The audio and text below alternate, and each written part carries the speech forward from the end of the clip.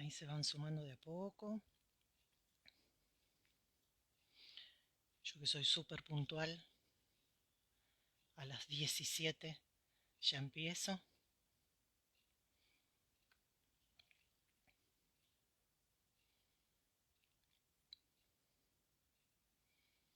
Vayan preparando el mate, que hoy tenemos un, un vivo en conjunto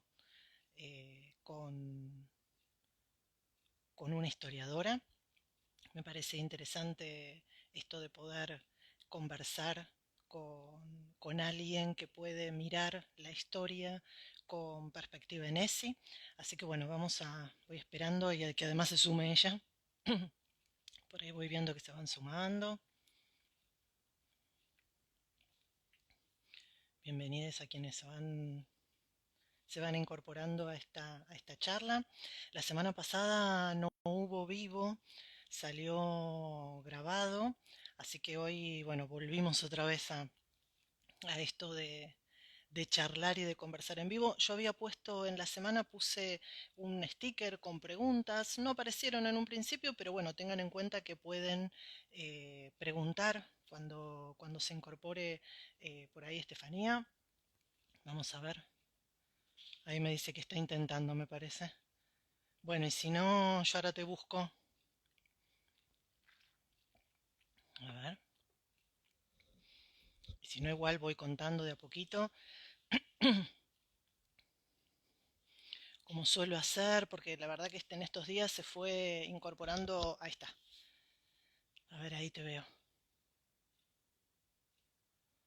A ver, ahí. ¿Sí? Ahí te estoy invitando.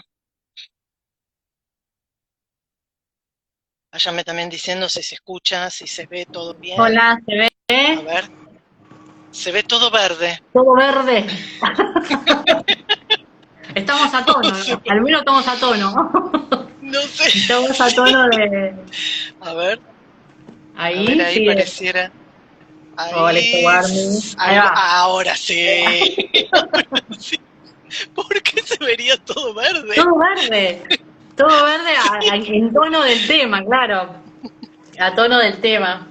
Perdón la falla, pero Bueno, recién termino unas clases y quedé como... Hace un ratito terminé de dar clases, entonces estoy toda... ay, pobre, bueno, medio bueno, modo... Medio modo profe, así. así acelerada. Fin de año, fin de Y, año. Sí, sí. y más en estos tiempos, me imagino. Mucho más Sí, no, la complejo verdad que todavía. tremendo. Sí, la verdad que se extraña muchísimo el aula. No hay una.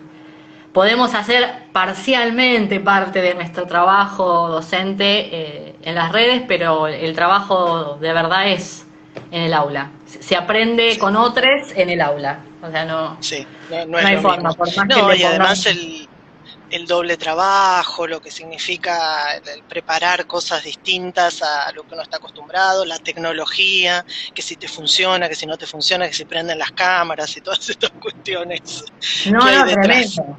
Tremendo, tremendo. La verdad que sí, el trabajo que han hecho todos los docentes de todas las áreas, yo creo que es admirable. Se han reeditado, nos hemos reeditado a Ujú. niveles, en mi caso estoy como en un quiebre generacional, digamos.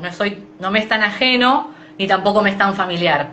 Pero tengo Claro, colegas por ahí que son gente grande que pues estaba a punto de jubilarse y le tocó esto y fue como, es mucho, ¿no? ¿qué hago? Entonces, Tal cual, tal cual. la escuela sigue esto que dicen revinculación que están proponiendo ahora. Nunca perdimos el vínculo nosotros Tal desde cual. marzo que estamos vinculados. Pero Tal bueno, cual, acá estamos, vinculados y Lau. trabajando mucho. Bueno, Sí, bueno, apenitas, sí sé, porque como yo tengo esta cuestión de que soy así como súper puntual, sí, entonces sí. largué a las 5 en punto, pero bueno, no llegué a comentar demasiado, así que me gustaría, bueno, que te presentes. Yo voy a hacer una brevísima introducción que suelo hacer, Dale. porque siempre hay gente nueva, así que nada, me presento yo, después me gustaría que te presentes vos y que cuentes el por qué, en principio, que larguemos por ahí, que me pareció interesante cuando me lo comentaste, por qué el nombre de este sitio, que además quiero que lo comentes, que tenés en Instagram. Bueno, Para quienes no me conocen, yo soy Laura Canals, y desarrollo este proyecto que se llama Poner en Juego, que ya hace unos casi 5 años, pero este es el primer año así de lleno en el proyecto, donde desarrollo juegos didácticos de mesa y talleres para abordar ESI. Y bueno, y en esta pandemia y en este también como repensarnos, me animé a hacer estas charlas en vivo y la verdad que a mí me encanta este intercambio, conocer gente, esto que nosotras no nos conocíamos, conocí un montón de gente este año a partir de esto, así que bueno, quiero que te presentes y que cuentes un poco qué es esto de historia itinerante. Y a partir de ahí largamos y empezamos a charlar. Dale. Bueno, Historia Itinerante surge como literalmente yo itineraba dando clases particulares de historia. Entonces surge justamente por itinerar con la carpetita diferentes barrios porteños, dando clases de historia, ¿no? Después de recibida y con algunas dificultades económicas, surge la posibilidad de dar clases a domicilio, entonces itineraba, ¿no? Y una de las formas que surgió para hacer mayor publicidad fueron las redes. Y así comenzó. Ahora por ahí hay muchas publicaciones y no se ven las primeras, pero las primeras casi todas son claro. Prepárate con, ¿no? Hacer filosofía con, entonces era como más de venta que de reflexión crítica. Después con el tiempo se fue perfilando algo con más de contenido y el último tiempo, el último año más o menos, ya es de contenido y suelo hacer las publicaciones desde las inquietudes mías. O sea, no hay algo como sumamente premeditado. Sí tengo una agenda con algunas fechas importantes para no olvidarnos, pero en general van surgiendo a medida que van apareciendo inquietudes mías y vamos profundizando. A medida que yo me voy empapando determinados temas o cuando hice la especialización con ese y por ahí con mi colega Maya, que tenemos la página Histowarmi, que es más específica de lo que tiene que ver con educación sexual integral, y hacemos historia, ¿no? También las dos profesoras, entonces desde ahí por ahí ponemos más énfasis en la ESI, siempre desde las inquietudes, ¿no? Desde lo que uno va vivenciando, desde las experiencias propias, va produciendo los posts, no hay mucho más atrás de eso. Casi siempre son inquietudes y responden a un posicionamiento, esto lo decía el otro día también en una conversación, a un posicionamiento político frente a la realidad, donde uno escucha. ¿Cómo, Lau? No te escuché bien porque me como que se entrecortó la pregunta. Tal cual.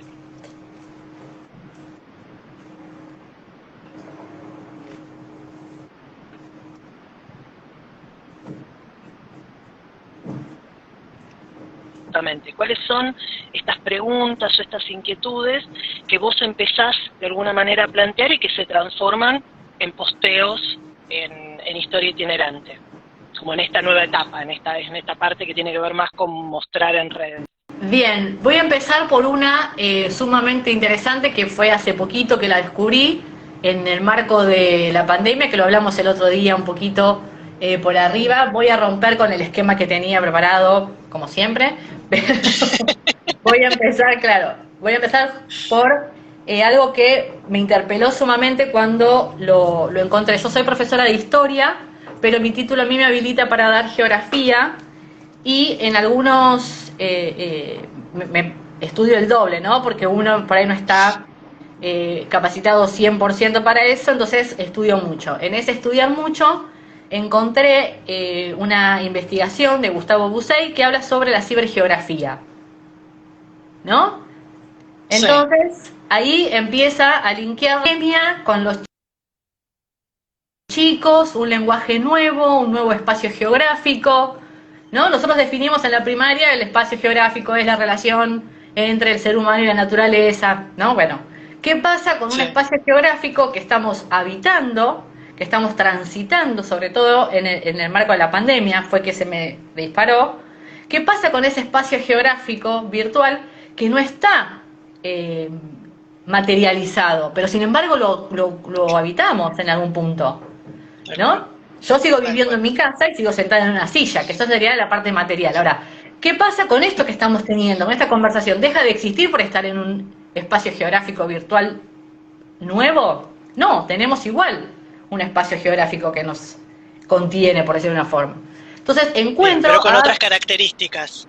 otras características. Y lo más gracioso, y esto voy a dar la anécdota breve, es cuando doy clases en este espacio geográfico virtual, que pido que mis alumnos por favor hablen. Cuando en realidad en un espacio geográfico material los callaría, ¿no? O sea, hagan silencio, que quiero explicar. Bueno, el espacio geográfico virtual en esta pandemia nos expuso a nuevas solicitudes, ¿no? De que participen, ¿no? Muéstrense. En la Sí, materialidad los veríamos, ¿no? Entonces, a partir de esto y con los chicos y chicas en uno de los cursos, empezamos a hablar de el lenguaje dentro de este espacio virtual. Buguear, spamear, stalkear, claro, ¿no? O sea, un nuevo lenguaje que no tiene una correlación en la materialidad, ¿no? Yo no claro, stalkeo a mi vecino, lo espío, claro. en todo caso, no lo stalkeo. Bueno, a partir de estas anécdotas y de estas cuestiones que aparecían en las clases, empecé a pensar, y acá es cuando hacemos el link con la educación sexual integral, es quién está jerarquizando este espacio, quién lo normativa, o sea, cuáles son las normativas de este espacio, ¿no? La tiranía del hashtag, del like, ¿no? Entonces, de repente las chicas me empezaban a plantear, y esto lo usé en una de las jornadas ESI, esto del espacio geográfico virtual que habitamos y transitamos, y ellas me decían que sí, que había como una cosa de que necesitaban tener like, ¿no? Y esta cosa de el ser gustada y ser aceptada en este espacio geográfico, ¿no? Más allá de que por ahí en la presencialidad lo manejamos de otra forma, pero como quién nos dice que tenemos que publicar y que no, ¿no? ¿Qué tenemos que mostrar? ¿Qué se puede mostrar y qué no? El famoso algoritmo también para quienes estamos, para quienes publicamos en redes y lo miramos más desde un lugar, si se quiere, comercial. Digo, porque quizás ahí los chicos no están tan incluidos, porque bueno, ellos es más por este lado, por el lado del gustar, por el lado del compartir o este tipo de cosas, pero también es una norma o es una regla que aparece, súper interesante. Claro, aparecía, hoy estaba André de España, está Desde Andrés, España, qué saludamos de España. bueno. Sí, sí, una amiga, una amiga. Y bueno, en este espacio geográfico virtual, el otro día hice un post sobre los filtros, cómo nos adulteramos la imagen, ¿no? Para poder tener más like o ser mejor vistos o más virtualmente replicados, o sea, un montón de conductas o de hábitos que tienen que ver con la imagen y cómo aparecemos en esa imagen. Y cómo eso se puede usar en algún punto para abordar la ESI, ¿no? Desde el concepto de integralidad de la ESI. Nosotros tenemos a Raquel Camaña en la historia que, con el paradigma del positivismo, habló de la educación sexual en los colegios, se peleó con los señores, con el señor Matienzo, peleó, hasta que aceptaron tenerla como formación. ¿Qué pasa con esa educación sexual? Y tenía un paradigma positivista, biologicista, binario,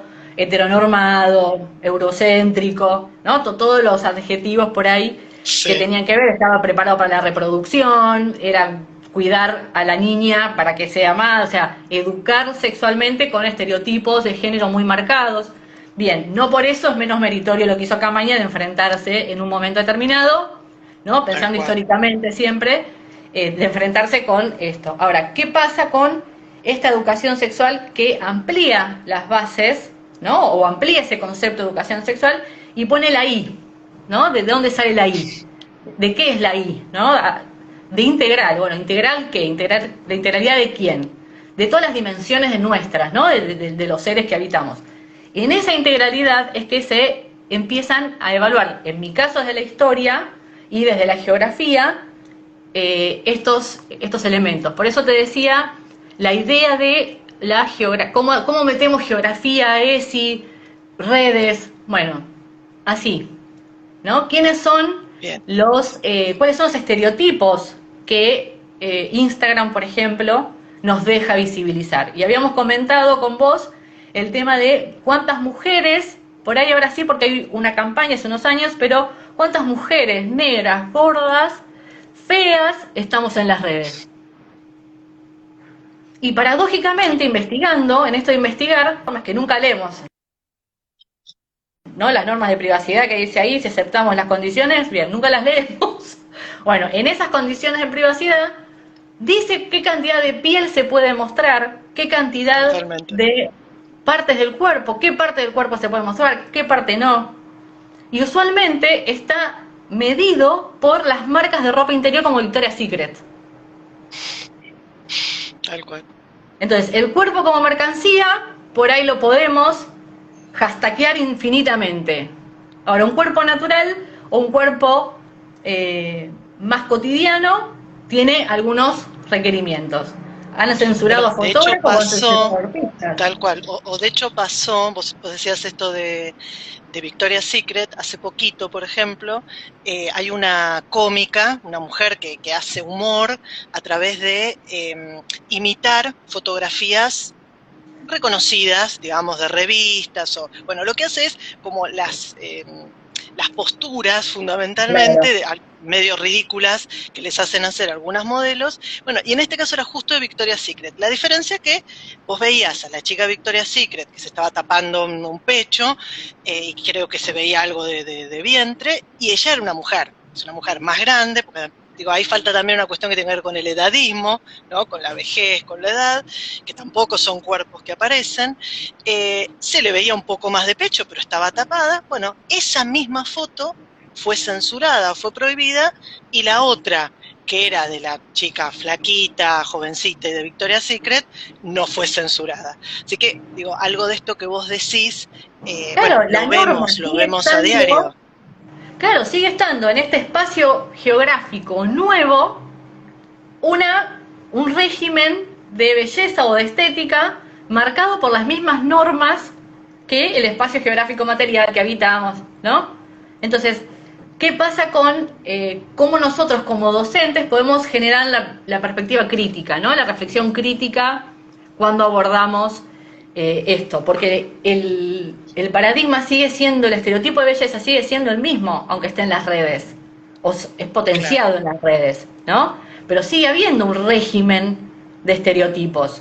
No sé si se rompe en las redes, por más posmodernidad que haya. Entonces, ese era uno de los acercamientos que yo desde la geografía, desde la cibergeografía, pude encontrar con la perspectiva de género, la opción de colonial. Hice un post sobre pasame el filtro eurocéntrico, ¿no? O sea, hablando de filtros, y puse el ejemplo del daguerrotipo de la hija de Rosas, que es una mujer Ay, sí, latina. estuvo buenísimo, Claro, y sí. cuando Primidiano Pueyrredón la representa con todos los cánones neoclasicistas y la pinta blanca, lánguida. O sea, pasame el filtro eurocéntrico, o sea, tremendo, como los filtros que nos ponemos o que se ponen los chicos para poder ser aceptados o likeados o hashtagueados o viralizados, o sea, con todos los lenguajes y todos los nombres nuevos que tenemos en este nuevo espacio, ¿no? Desde la geografía. Entonces, dice, muy moderno, sí, pero Sí, poco crítico, dice pero Andrea, poco sí, críticos. claramente, Bueno, es Andrea. que, a ver, esa comparación está buenísima, porque justamente uno quizás habla hoy de estos estereotipos o de los filtros y criticamos el tema del uso de los filtros. Sin embargo, uno puede irse hacia atrás en la historia y ver que, bueno, eran otros filtros, porque tenía que ver con la pintura, pero en realidad el concepto era exactamente el mismo, un poco lo que dicen ahí, como una falta. Yo me acuerdo, por ejemplo, creo que Mariano Moreno puede ser, que también, que está pintado impecable, pero no me acuerdo si era Moreno o Castelli, que tenía la cara Viruela. marcada de viruela, y sin embargo uno lo ve en los cuadros, y bueno, y también tiene un filtro de belleza, uno diría Claro, y hoy vaya en las Rivadavia, redes. Rivadavia era mulato. Y Claro. lo único que vemos de Rivadavia, el único carácter, hablando desde lo positivista, ¿no? De lo más positivista que tengo, el único carácter de El raza pelo, es el pelo y los labios, ¿no? Como después claro, lo blanquearon, le pusieron un filtro eurocéntrico también a Rivadavia, ¿no? O claro. sea, estas cosas de por qué con qué está esta necesidad, y acá viene lo que vos me preguntabas de lo de colonial, ¿no? Bueno, de colonial tiene que ver con esto, con poder ver estas prácticas eurocéntricas, nor-eurocéntricas, ¿no? Porque ahora no tenemos más solo las europeas, sino que también tenemos las el norte global, como le dicen. Todas estas prácticas, otras experiencias que fueron estudiadas, analizadas o medidas con cánones de otras regiones o de otras zonas o de otros espacios geográficos con otras experiencias y que fueron proyectadas desde los paradigmas europeos hacia las ciencias en Latinoamérica. Entonces nos dieron como hasta los marcos teóricos para analizar desde esa mirada. Entonces tenemos como 2 o 3 vallas que saltar para poder pensar desde lo latinoamericano, ¿no? Por ahí, Pero a eso es ver, lo que intentamos. por ahí quizás quiero ir, porque algo que nos suele suceder, digo, cuando uno piensa, bueno, ¿cómo trabajar? Yo siempre lo amplío, y entonces quiero mover, que no sea solo una perspectiva, uno dice, bueno, trabajar desde la perspectiva de género, por ejemplo, ¿no? Y es lo Ujú. que en general sale en un principio, bueno, ¿cómo trabajar la historia o cómo trabajar la geografía con perspectiva de género? Ahora, yo un poco lo que te planteaba en esta charla previa que tuvimos y que me gustó de tu mirada era, bueno, no es solo de género, ampliemos un poquito más, abramos un poco más la mirada, y entonces a mí me gustaría, porque quizás acá hay como varias colegas tuyas que saben de historia, pero seguramente hay mucha gente que no sabe tanto de historia o que no tiene la formación en historia como la que tenés vos. Cuando hablas de, de De colonialidad. colonialismo, ¿qué sería? Digamos, ¿cuál sería el concepto? Y como una bajada práctica de, bueno, ¿qué implicaría que uno mire y cómo se cruzaría? Te estoy haciendo varias cosas. Un poco el concepto y cómo esto nos ayuda a mirar desde la ESI. Ahí te lo resumí un poquito. Bien, la colonialidad vendría a ser para el pensamiento latinoamericano como el inconsciente para Freud. ¿Me explico? Clarísimo.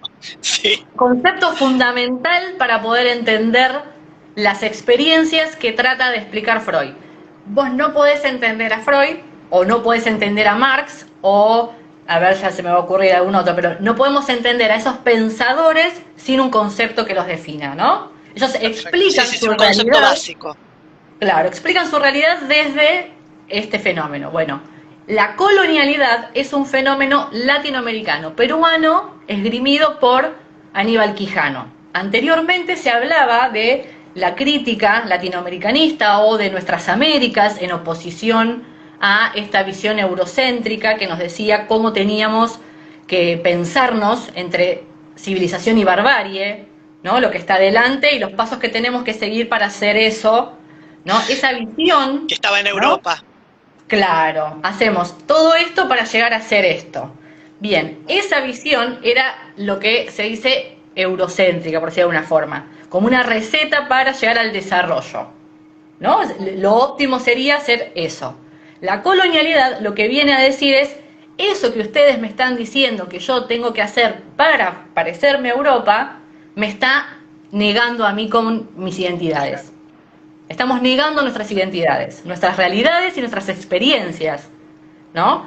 Todo esto en relación con el giro antropológico que da la ciencia moderna, con el giro lingüístico que da la filosofía, o sea, un montón de vertientes intelectuales que vienen como a romper con algunas estructuras muy rígidas, sobre todo las europeas, que vienen las disciplinas de ahí, ¿no? La Claro. historia viene en el siglo XIX alemán, la fundación de la sociología viene en Francia con Comte, o sea, todas las disciplinas que nosotros llamamos sociales vienen de la matriz europea. Entonces, las formas de explicar las realidades de otras partes del mundo las Son hacemos de. con este librito, ¿no? Claro, Entonces, ¿cómo claro. explicamos en Latinoamérica, por ejemplo, el filtro este eurocéntrico? Vuelvo al ejemplo, ¿no? Que vos me decías cómo lo bajamos. Bueno, es esto. ¿Por qué vamos a pintar como si fuera europea si O alguien. era latinoamericana? Más vale que es un Tal cual. anacronismo, ¿no? No se puede plantear eso. O sea, Aprilidiano Porredón era un hombre de su época y hacía lo que tenía que hacer, digamos. O sea, respondía a esos cánones. Pero el concepto este de colonialidad viene a decir justamente esto: nos colonizaron. No solo en lo económico, no solo la expropiación de los recursos naturales, no solo fue una evangelización, no solo fue un etnocidio, no solo fue un terricidio, o sea, todo eso es así. Y aparte nos colonizaron la cultura. Y al colonizarnos la cultura nos negaron. Al negarnos no nos podemos explicar, porque ellos nos nombraron. Ellos nos Claro, dijeron indios. claro. ¿no? Por ahí no éramos, sino por ahí éramos pipiles o éramos, No, y aparte, ¿no? a ver, es interesante pensar esto, digo, estoy pensando en quienes de alguna manera, no sé si uno podría decir fundan, pero bueno, fundan nuestra historia, digamos, quienes cuentan la historia de nuestros próceres, digamos, quienes son los primeros, digo, allá en la generación del 80, ¿no? ¿Estoy bien? Sí, sí, sí. Empiezan a contar la historia y la cuentan un poco con este patrón que es mirar desde una mirada europea, aun cuando eran latinoamericanos, pero lo miran de esa manera. Entonces digo, pensando, vos quizás tenés una formación por tu carrera, pero quienes hicimos el profesorado de enseñanza primaria o el profesorado de nivel Mm. inicial, digo, quienes no nos especializamos, uno estudia con esos libros y estudia con esos materiales, con lo cual también de alguna forma estamos formateados de esa manera. Entonces lo interesante de poder, por eso un poco yo voy para ese lado, ¿no? Ahí voy a leer algo que escribieron un montón, Sí. que es poder preguntarnos, ¿no? Como poder replantearnos todo el tiempo esta mirada de la historia que es necesario hacer, porque justamente por todo esto que vos estás comentando.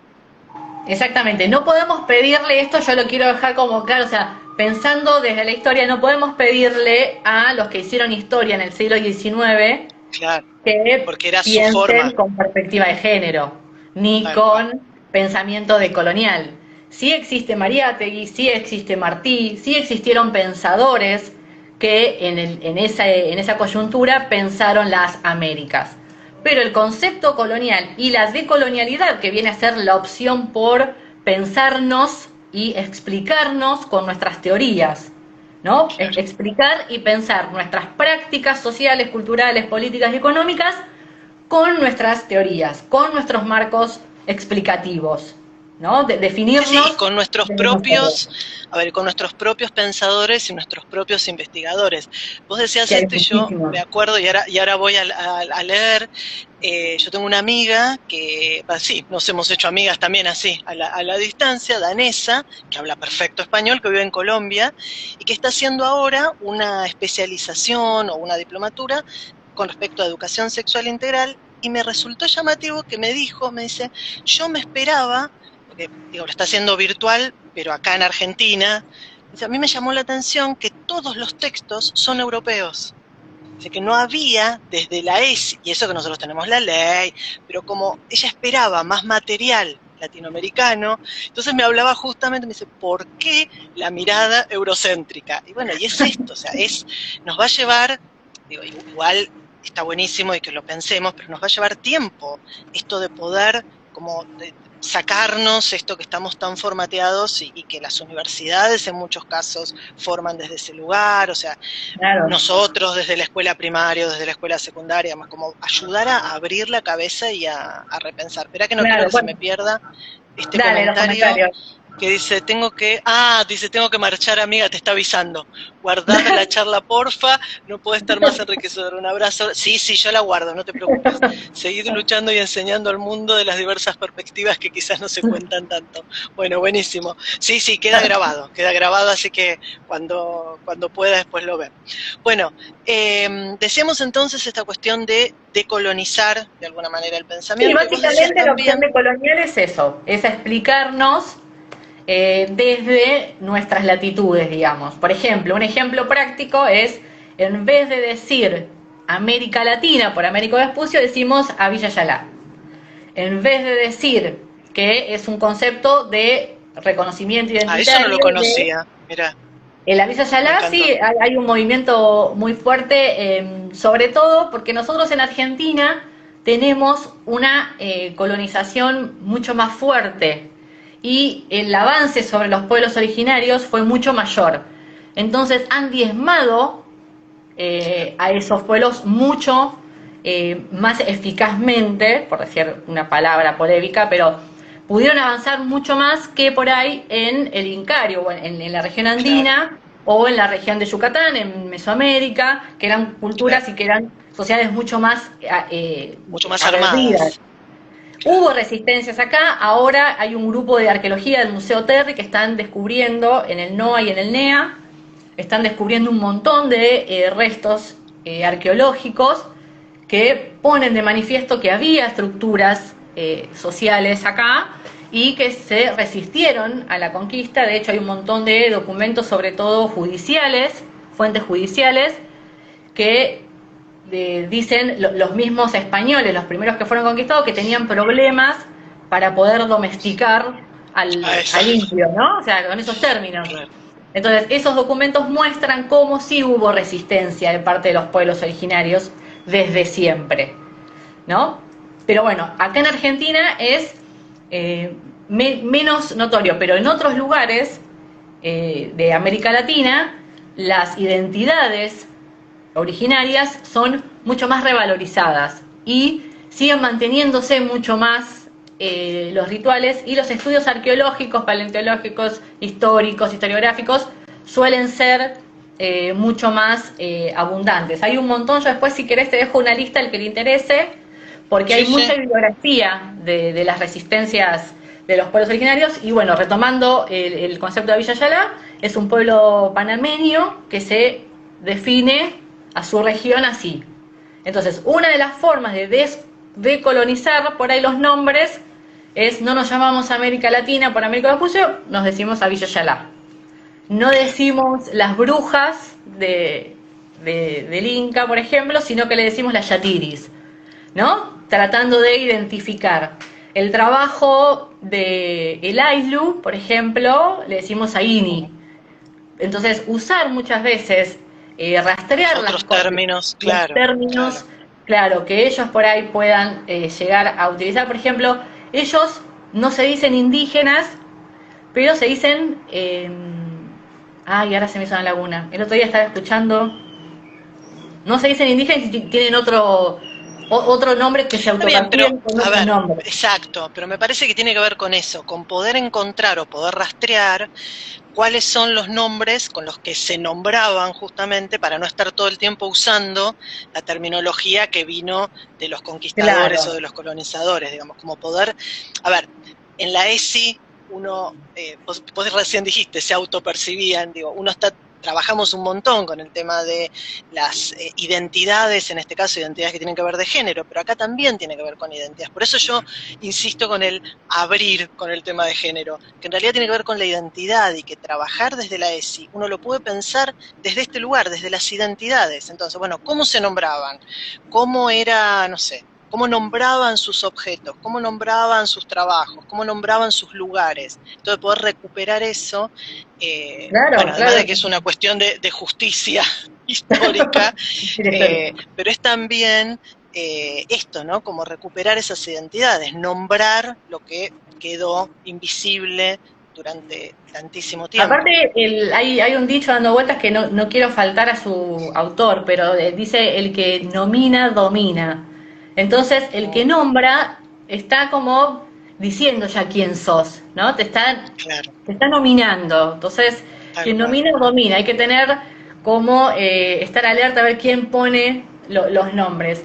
Un ejercicio que hicimos con mi colega de Stowarmy fue para la conmemoración de Belgrano, hablando esto de las identidades, pensarlo desde el lugar de las masculinidades hegemónicas. ¿Por qué a Belgrano se lo ataca con la homosexualidad? ¿No? O sea, ¿qué fue que hizo, más allá de que se lo ataca porque era transgresor en sus ideales, porque tenía clara tenía valores políticos, morales, era abogado, económicos, además, y se hizo militar, digamos, aunque no era militar de carrera, digamos, fue como que rompió con varias estructuras. Claro, pero sobre todo porque rompía con las estructuras de poder hegemónico. Lo que está en problema cuando hablamos de Belgrano es: se estaba resistiendo a una determinada política hegemónica. Entonces, ¿qué hacen sus detractores? Van hacia lo que tiene que ver con lo que orada,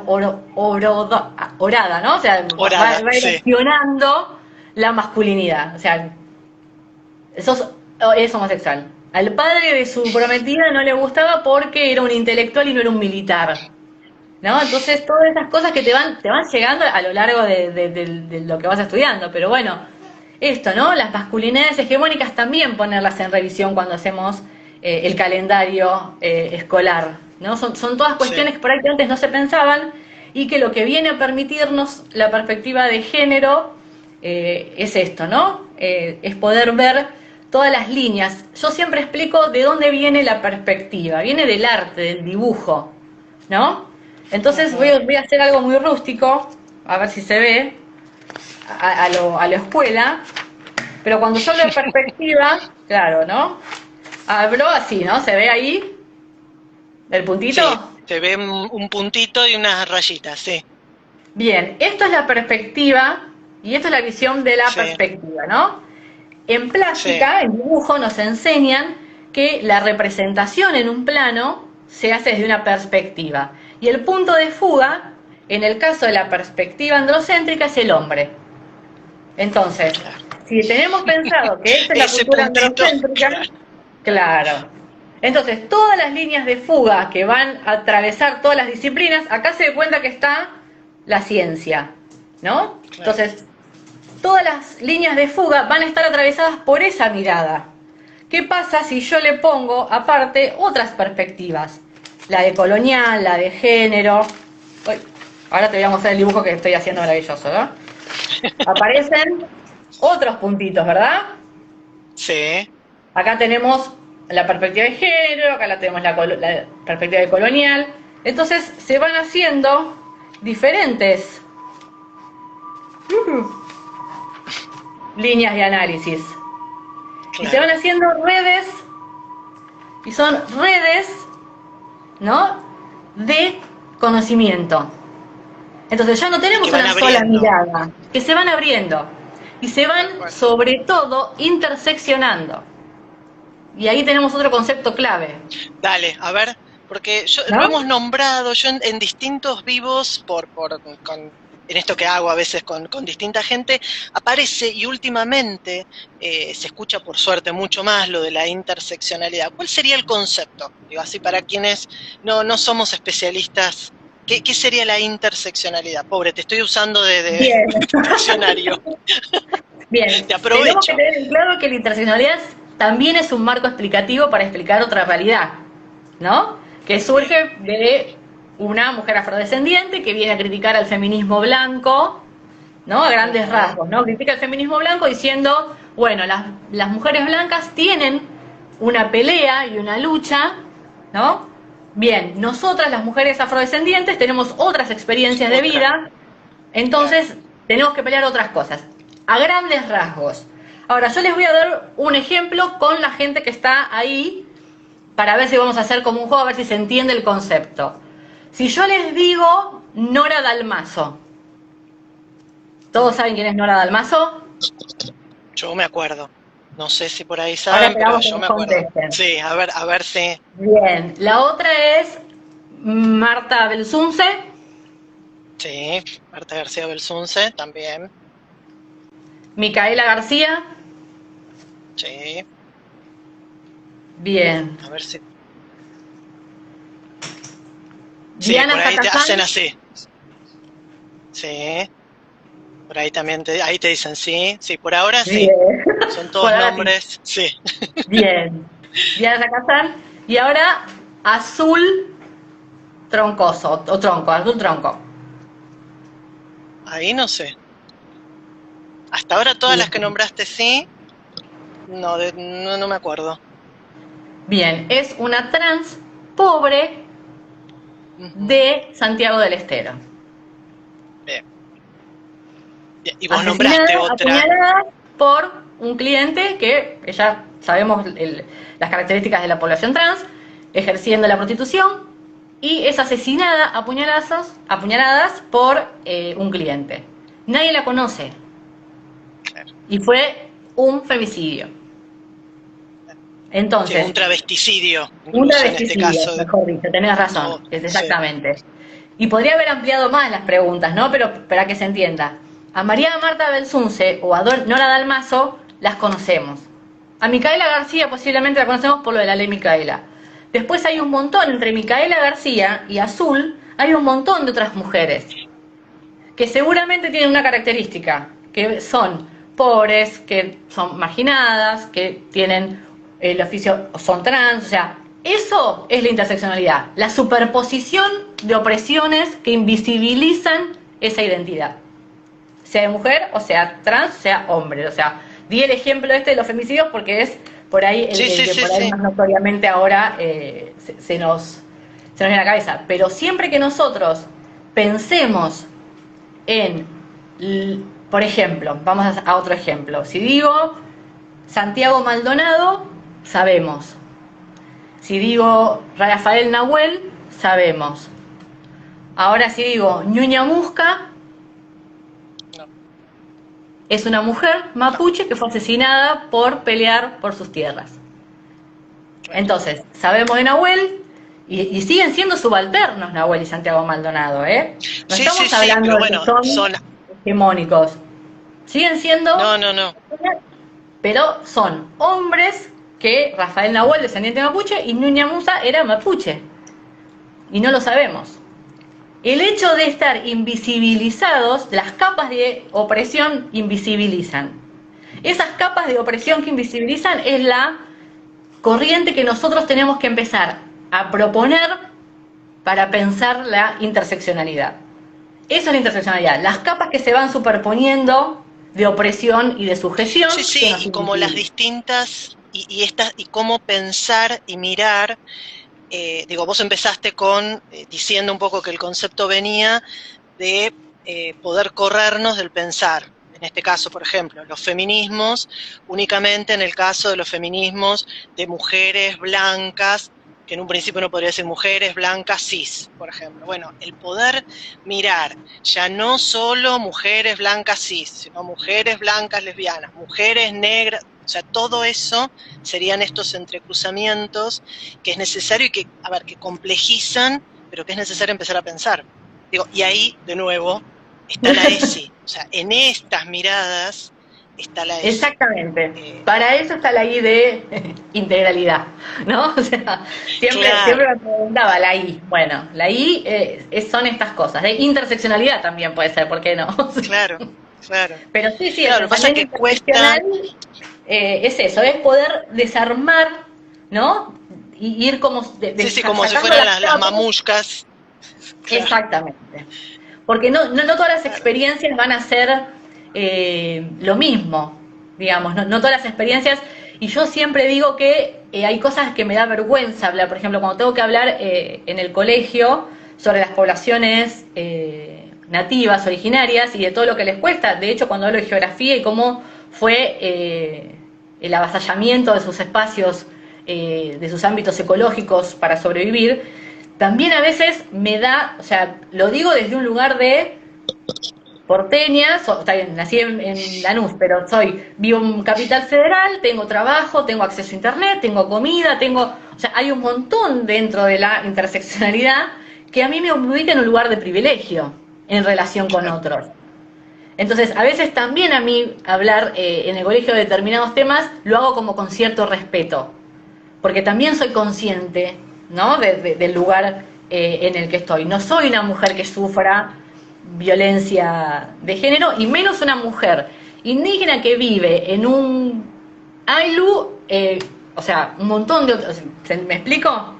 Sí, No sí, sé sí, pero si me creo que logro. quizás, a ver, sí, está clarísimo, pero creo que quizás, digo, porque también si no quedamos en, bueno, entonces no podríamos dar clase, sí, digo, no podríamos hablar del tema porque no tenemos todas esas características. Creo que lo importante y lo interesante de lo que vos estás planteando es, bueno, sabernos desde ese lugar de privilegio, desde ese lugar de enunciación, digamos, que nosotros Ahí estamos está. diciendo desde ese punto. Bueno, este es mi lugar de enunciación, pero sepan, yo me acuerdo en la facultad un profesor que justamente planteaba con respecto a las culturas, era con respecto a las culturas populares, y él decía esto, ninguno de los que estábamos en ese momento, en esa clase, éramos de clases populares, por ejemplo, pero bueno, él lo planteaba diciendo, sabemos que partimos desde este lugar y que vamos a mirar con cierta mirada. Bueno, quizás a los pibes en la primaria o en la secundaria poder ubicarlos desde ahí es, bueno, es abrirles la cabeza, me parece, a un mundo que quizás no es, digo, volviendo a lo que vos decías de las redes, no es el Claro. mundo que se les muestra todo el tiempo, porque en ningún lugar en los medios te dicen yo me paro desde acá. No, yo me paro desde la verdad todo el tiempo Claro. y desde la única Sí, verdad. sí. Bueno, hay un meme dando vueltas que me gusta mucho, que lo suelo utilizar bastante, que dice que el privilegio no te nuble la empatía, ¿no?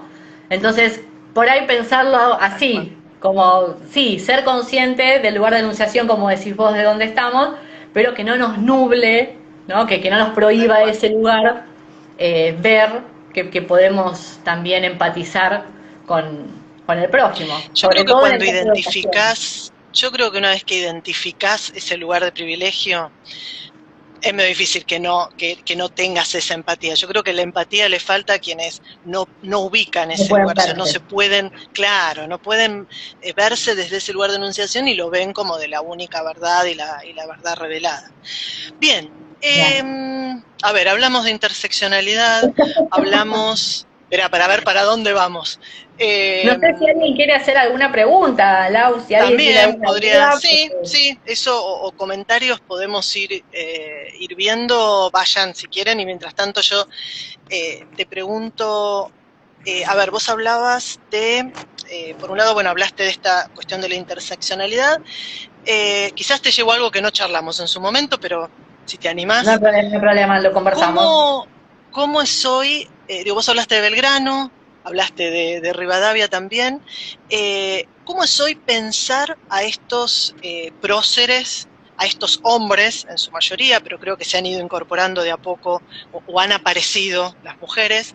Faltan todavía las diversidades, esto lo charlábamos la otra vez con Florencia Croiset, que hablamos desde el tema de Claro. la mirada de los museos, que ahí creo que se cruzan también Sí, muchas sí, cosas, pero bueno, estuvo muy la lindo. historia ¿qué sucede con estos próceres hoy que antaño, quizás, no sé, en mi infancia, eran intocables? Digo, uno no se iba a hablar ni de la posible homosexualidad, ni de las diversidades, ni si eran de orígenes, no sé, venían de familia que no era blanca, pura y española. ¿Cómo está hoy en los profesorados o en la universidad esto de poder pensar la historia argentina particularmente, Sí, de estos próceres o de la historia social, digamos, cómo se está modificando la mirada sobre la yo historia? creo, bien, yo tengo una visión muy positiva de la disciplina histórica. Yo creo que la historia social ha hecho desde la década del 60, 70 grandes aperturas. Después acá en la Argentina tuvimos el bypass nefasto, que hoy justo se conmemoran años de la vuelta a la democracia, un impasse, no un bypass, un impasse en el medio de la dictadura, que todos los estudios que se estaban haciendo sobre historiografía, todas las investigaciones tuvieron como un fuerte parate, pero la historia social, sin embargo, el feminismo militante y la entrada a la academia de los feminismos, de la antropología cultural, de la filosofía postestructuralista, o sea, un montón de líneas de pensamiento, el pensamiento decolonial, sobre todo en las universidades, o sea, todas estas improntas intelectuales o pensamientos o formas de explicar la realidad hicieron que esa idea del prócer fuera desarmándose, ¿no? O sea, ya no creo que haya profesores que, por ahí los hay, pero yo no creo que Ese va a haya, ser mi pregunta. Digo, esa claro, es en la formación. ¿Y qué pasa con claro, cómo seguimos el, o no reproduciendo en la escuela esta mirada? claro, yo creo desde mi visión, ¿no? De los colegios en los que estoy, no hay una reproducción de ese estilo con el tema de los próceres. Sí con el tema de la diversidad, todavía ahí no llegamos, pero sí los hemos bajado de ese Un poquito del pedestal bronce. de bronce, claro. Mi teoría es que estaban puestos con un fin, ¿no? Más allá del fin moralizante, más allá del fin heroico que estaba puesto, está allá lejos y él pudo, pero vos no, Claro. ¿no? Esto de deshumanizar a los próceres nos acerca a la lucha cotidiana, ¿no? A la militancia cotidiana que tenían esos próceres. Porque Claro. hablar de Belgrano y hablar de San Martín en modo bronce, por decir una forma, con el filtro de bronce, nos aleja a los hombres comunes, a los que le pusieron el cuerpo, a las convicciones políticas, a las luchas políticas, lo mismo que las mujeres. había un montón de mujeres que fueron invisibilizadas y bueno, la historia de las mujeres empezó a visibilizarlas y ahora con la perspectiva de género, aparte de visibilizarlas, pudimos entrecruzar también sus roles políticos, como Mariquita Sánchez de Thompson, que siempre fue vista como la dama de la tertulia y era un agente político, o sea, hacía política, o sea, brindaba su casa para hablar de política, o sea, no es que era un adorno de la tertulia Mariquita Sánchez de Thompson. Y te digo Mariquita Sánchez de Thompson, tocaba el piano nomás. Te doy las más conocidas, pero esa falta de humanidad también nos alejaba de la militancia política de esas personas, de lo que hicieron por transformar su propia realidad. A mí me parece que fue como una operación, ¿no? Si bien tenemos lo moral, ¿no? El objeto, lo maravilloso de estos próceres, al ponerlos tan lejos nuestro, nos alejaba a nosotros también de la batalla cotidiana, ¿no? La lucha cotidiana. Que yo siempre digo colectiva y cotidiana.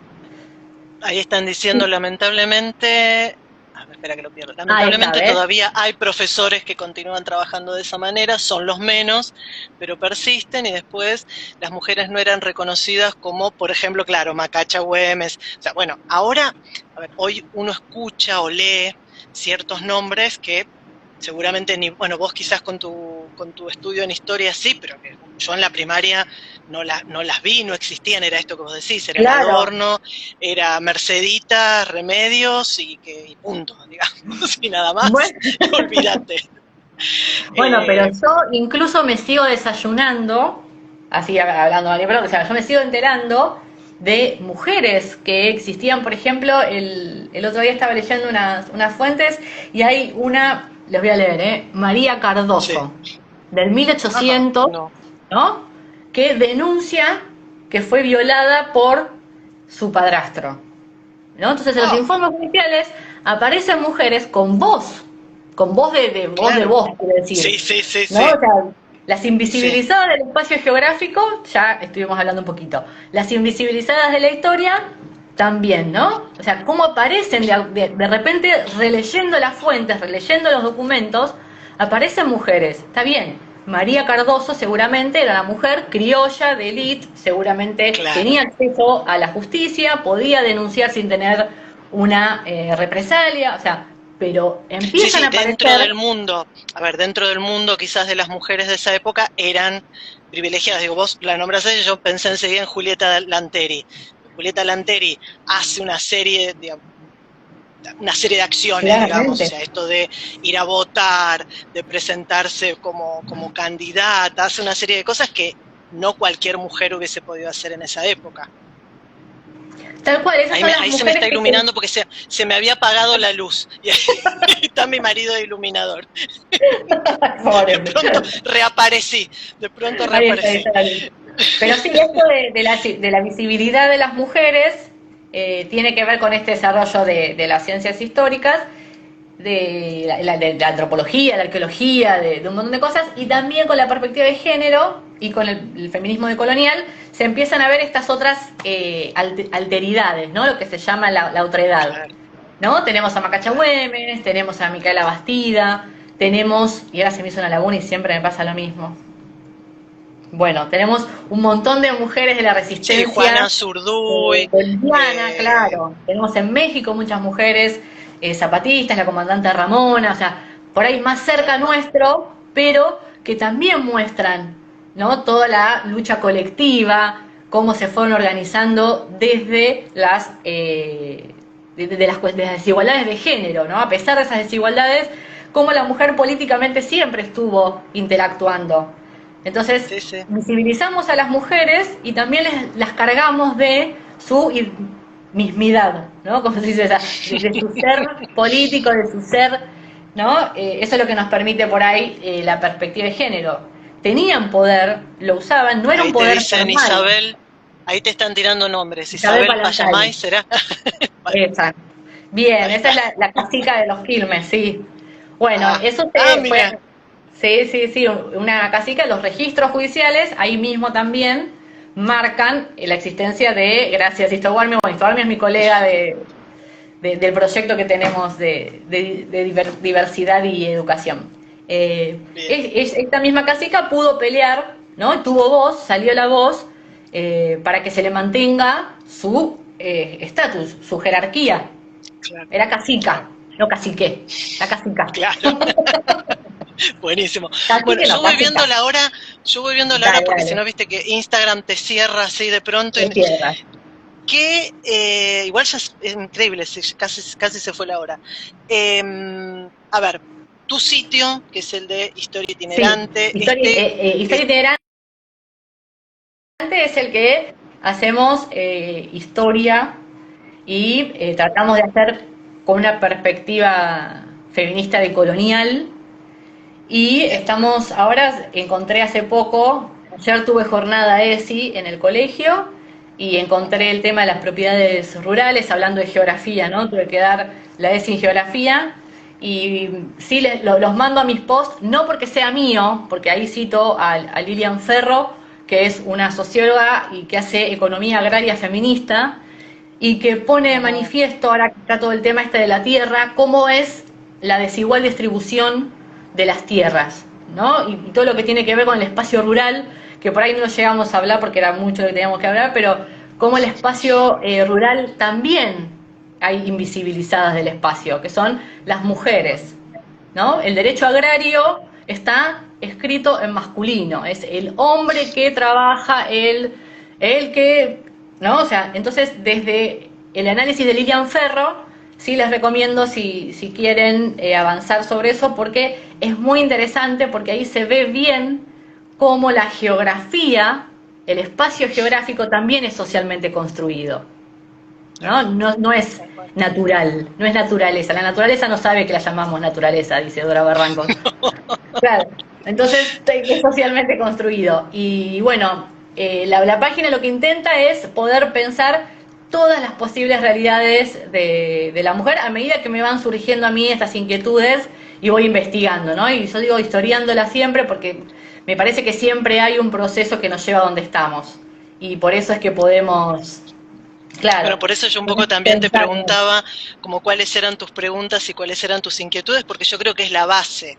Digo, hay cosas que uno, y ahí tiene que ver con, bueno, con una de las puertas que tiene la ESI, que es, bueno, qué reflexión o qué autorreflexión hacemos nosotros sobre nuestra propia práctica, sobre lo que nos sucede, sobre nuestra propia historia, también, digo, yendo a la historia social, qué pasa con nuestra propia historia con respecto a la ESI o con respecto a la vida.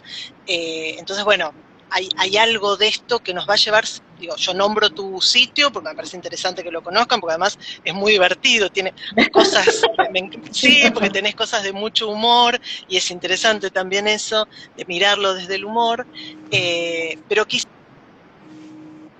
partir, digamos, a partir de estas preguntas, ¿no? Que uno se pueda preguntar o pueda pensar, un poco como, digo, resumiendo, desde la interseccionalidad, desde la idea de decolonizar, desde la mirada de género. Yo la otra vez empecé a hacer un pequeño cursito que tiene que ver con la economía,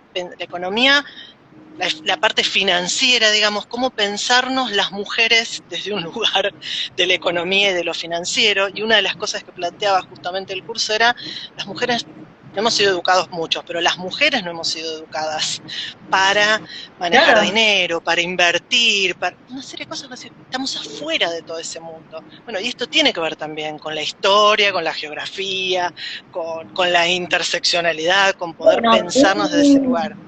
un dato curioso de color que te tiro nada más sobre la economía, una de las mujeres que estuvo en la bolsa de Wall Street unos años después que fue el crack, ahora hace poco también fueron el 24 de octubre, fue el jueves negro, creo, o el martes negro del crack Sí. del 30, de la crisis del 30, y hay una mujer dentro de ese sistema financiero que era dueña de una fortuna incalculable y que operaba en la bolsa y los mismos hombres la rechazaban porque no era capaz y tenía una fortuna incalculable. No me puedo acordar el nombre porque Pero está en inglés. la habrá hecho el marido o la habrá hecho otro, no No, era no, no, ella. no, le heredó su No, pero fortuna y digo, la puso a trabajar en la bolsa en los años 20, los maravillosos esos años 20, la puso a sí, trabajar y se hizo dueña de una fortuna incalculable y operaba en la bolsa de Wall Street. Es una de las pocas maravilloso. mujeres que operó en la bolsa. Pero es verdad que en ese ámbito no estamos educadas. Es Claro, una civilización de esa una zona, de ¿no? las... Que encontré.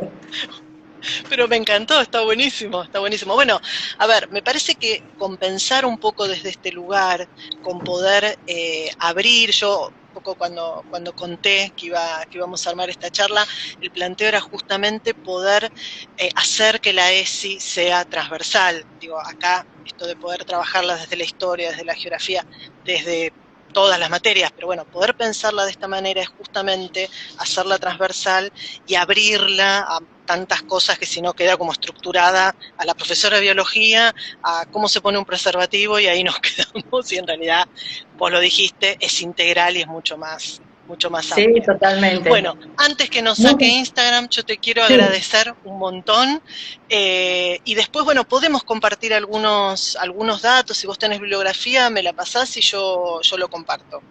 Dale, Lau, yo te agradezco a vos la oportunidad, un gusto, muy cómoda, muy relajada, la verdad que me divertí mucho, la pasé muy bien, te agradezco Esa es la la idea, que invitación. charlemos.